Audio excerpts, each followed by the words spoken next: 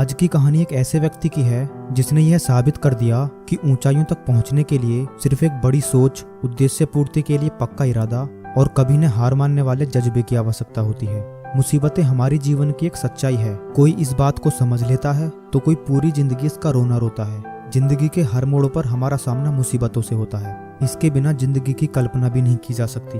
आज की हमारी कहानी एक ऐसे शख्स के बारे में है जिसके पास बचपन में दोस्तों के द्वारा दिए गए मुंबई जाकर काम ढूंढने के सुझाव के अलावा कुछ नहीं था। जेब में बिना फूटी कौड़ी के खाली पेट रहना और मुंबई के दादर स्टेशन पर सोने से ज्यादा तकलीफदेह अपनी पिता और भाई के कुछ दिन पहले हुए मौत के सदमे से बाहर आना था। ऐसी परिस्थितियों के बाद भी आज सुदीप दत्ता ने जो सफलता हासिल की है वो आज के युवाओं के लिए सच में बहुत प्रेरणा स्रोत है, जो परिस्थितियों को दोष देकर हार मानकर बैठ जाते हैं।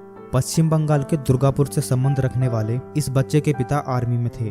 1971 की जंग में गोलियां लगने के बाद वो अपाहिज हो गए थे और ऐसी स्थिति में बड़ा भाई ही परिवार के लिए एक उम्मीद की किरण था। लेकिन आर्थिक तंगी के चलते परिवार बड़े भाई का इलाज न करवा सका और उसकी मृत्यु हो गई और उनके पिता भी अपने बड़े बेटे की मौत के सदमे में चल बसे। उसकी माँ उस बच्चे के लिए भावनात्मक सहारा जरूर थी, लेकिन उसके ऊपर 4 भाई बहनों की जितनी एक बड़ी जिम्मेदारी भी थी। अपने परिवार की जिम्मेदारी अब उसके ऊपर थी। उसके बाद दोस्तों के द्वारा दिया गया सुझाव तब सही साबित हुआ जब उसे 15 रुपए की मजदूरी का काम और सोने के लिए एक जगह मिली। सोने की जगह एक ऐसे कमरे में थी जहां 20 मजदूर सोते थे। कमरा इतना छोटा था कि सोते वक्त हिलने की भी जगह नहीं होती थी। 2 साल की मजदूरी के बाद उसके जीवन में नया मोड़ तब आया जब नुकसान के चलते उसके मालिक ने फैक्ट्री बंद करने का फैसला किया।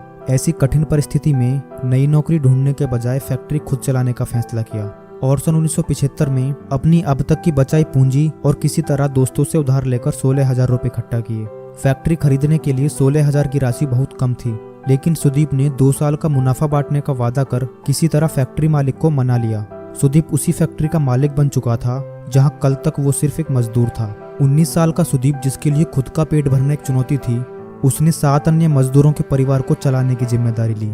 एल्यूमिनियम पैकेजिंग इंडस्ट्री उस समय अपने बुरे दौर से गुजर रही थी। जिंदल एल्यूमिनियम जैसी कुछ गिनी चुनी कंपनी अपनी आर्थिक मजबूती के आधार पर मुनाफा कर पा रही थी। सुदीप यह जान गए थे कि बेहतर उत्पाद और नयापन ही उन्हें दूसरों से बेहतर साबित करेगा, लेकिन अच्छा विकल्प होने के बावजूद जिंदल जैसी कंपनी के सामने टिक पाना आसान नहीं था। सुदीप ने वर्षों तक बड़े ग्राहकों को अपने उत्पादों की गुणवत्ता के बारे में समझाना जारी रखा और साथ ही छोटी कंपनियों के ऑर्डर्स के सहारे अपना बिजनेस चलाते रहे। उनकी मेहनत तब रंग लाई जब उन्हें सन फार्मा, सिप्ला और नेस्ले जैसी बड़ी कंपनियों से ऑर्डर मिलने शुरू हो गए। सुदीप ने सफलता का स्वाद चखा ही था, लेकिन उन्हें आने वाली चुनौतियों का बिल्कुल अंदेशा नहीं था। उद्योग जगत के वैश्विक दिग्गज अनिल अग्रवाल ने इंडिया फॉयल नामक बंद पड़ी कंपनी खरीदकर पैकेजिंग क्षेत्र में कदम रखा। अनिल अग्रवाल और उनका वेदांत ग्रुप विश्व के चुनिंदा बड़ी कंपनियों में से एक रहे हैं और उनके सामने टिक पाना भी नामुमकिन सा लक्ष्य था। लेकिन वेदांत जैसी कंपनी से अप्रभावित रहकर सुदीप ने अपने उत्पादों को बेहतर बनाना जारी रखा और आखिरकार वेदांत समूह को सुदीप की दृढ़ता के सामने घुटने टेकने पड़े और इंडिया फॉयल कंपनी को सुदीप को ही बेचना पड़ा। इस डील के बाद वेदांत समूह पैकेजिंग इंडस्ट्री से हमेशा के लिए विदा हो गई। इस उपलब्धि के बाद सुदीप ने अपनी कंपनी को तेजी से आगे बढ़ाया और फार्मा कंपनियों के बीच अपनी एक पहचान बनाई।